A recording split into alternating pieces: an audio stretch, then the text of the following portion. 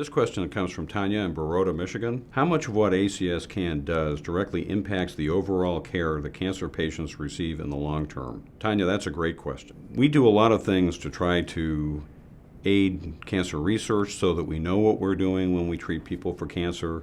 We do a lot of work in trying to get people the kinds of screenings that they need so that they can find cancer when they have it and treat it. We do a lot of things trying to make sure that they have access to care.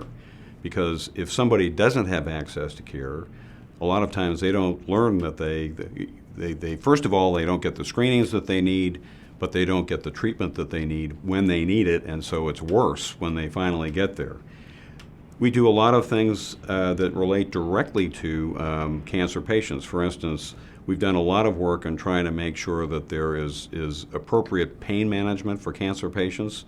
And we've done that in legislative and regulatory work at the federal level. We've done it in legislative work in states all across the country.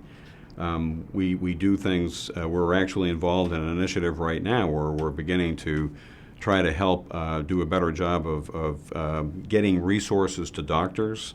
And this is something that is a legislative initiative to try to get resources to doctors so that they have a better understanding of how to communicate with patients about what kind of care they're going to get and what their options are.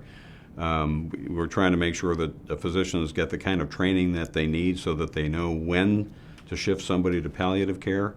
So those are all areas that we're working in very actively, and they're very active as legislative and regulatory issues. So that, Tonya, very good question. Thank you for asking.